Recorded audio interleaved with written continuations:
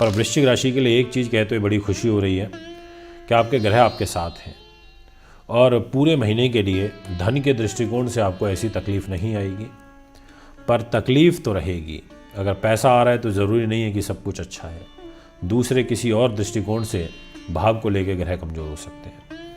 अभी मैं आपको ये बताना चाहता हूँ कि जो आपके सामने डिस्प्ले में कुंडली लगी हुई है वृश्चिक राशि की, इसमें केवल 2 ग्रहों का बदलाव होगा जनवरी 2024 में। एक तो है सूर्य जो दिनांक 14 जनवरी को राशि परिवर्तन करेंगे और इधर 9 नंबर को छोड़ करके इधर 10 नंबर में आ जाएंगे। और दूसरा जो परिवर्तन होगा वो है शुक्र ग्रह का। शुक्रदेव राशि परिवर्तन करेंगे और वो धनु राशि में आ जाएंगे, यानी कि इधर पैसे के घर पर आ जाएंगे। बड़ा महत्वपूर्ण रहेगा। शुरुआत करते हैं। अगर आप चैनल पर नए हैं तो चैनल को सब्सक्राइब फॉलो अवश्य करें, बेल आइकन के बटन को दबाएं ताकि तुरंत सारी इन्फॉर्मेशन आप तक पहुंच सके। सबसे पहले बात करता हूं मान सम्मान यश वैभव की। इस घर का मालिक मंगल है, पैसे पे बैठा है, धन धान्य के लिए बहुत अच्छा है, मान सम्मान के लिए भी अच्छा है, शास्त्र विद्वानता के लिए भी बहुत अच्छा है, इसमें कोई किंतु परंतु नहीं है। और इनफैक्ट आपकी राशि में ही बुध और शुक्र की युति भी बनी है।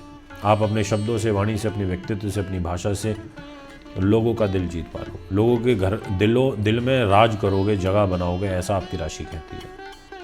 यदि मैं बात करूं आपके फाइनेंस की, तो फाइनेंस के लिए तो ये महीना आपके लिए मुझे अच्छा नज़र आ रहा है। बस एक प्रॉब्लम नज़र आ रही है कि जो धन के मालिक यहाँ पर बनते हैं 9 नंबर के गुरु, वो इधर बैठे हैं रोग के घर में।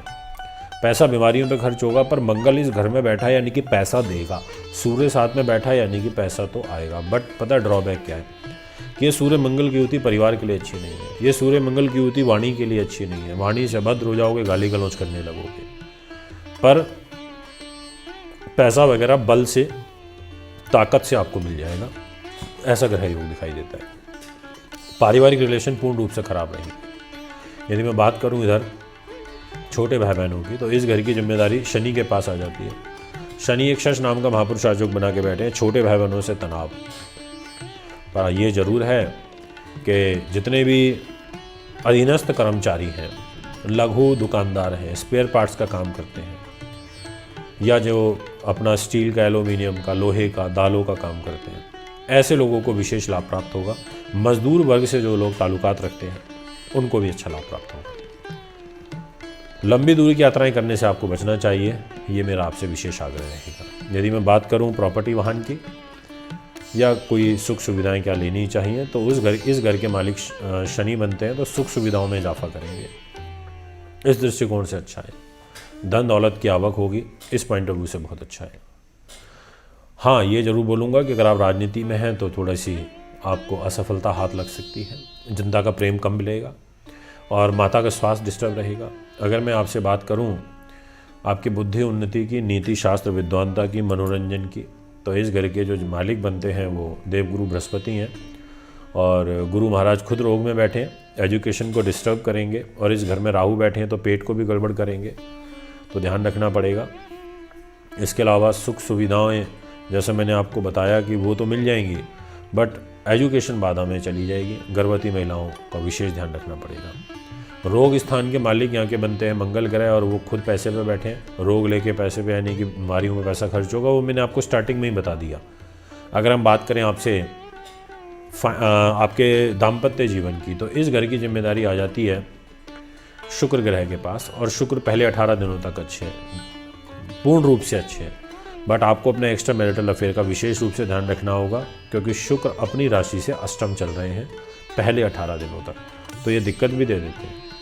18 जनवरी के बाद ये आपके व्यापारिक पार्टनर से सहयोग के लिए अच्छे हो जाएंगे, कुछ नए एग्रीमेंट कॉन्ट्रैक्ट साइन करने के लिए अच्छे हो जाएंगे, पर पहले 18 दिन ये आपके लिए मुझे अच्छे नहीं नज़र आ रहे। यदि मैं बात करूं भाग्य की, तो देखिए भाग्य बड़ा महत्वपूर्ण होता है और भाग्य स्थान के मालिक चंद्रमा है, ये एक बहुत अच्छी बात है। और इस घर के ऊपर ऐसा कोई बुरा प्रभाव भी नहीं है, तो एक तरीके से भाग्य आपका संतुलित रहेगा।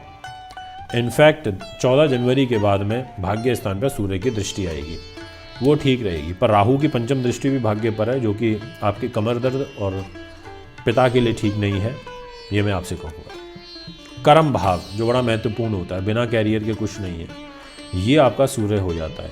पहले 14 दिनों तक सूर्य आपके पैसे पे बैठे हैं, इसलिए मैंने बोला कि कर्म का और धन का संबंध बन रहा है, यानी कि फर्स्ट 14 डेज़ तो आपको धन की आवक विशेष रूप से होती हुई नज़र आ रही है।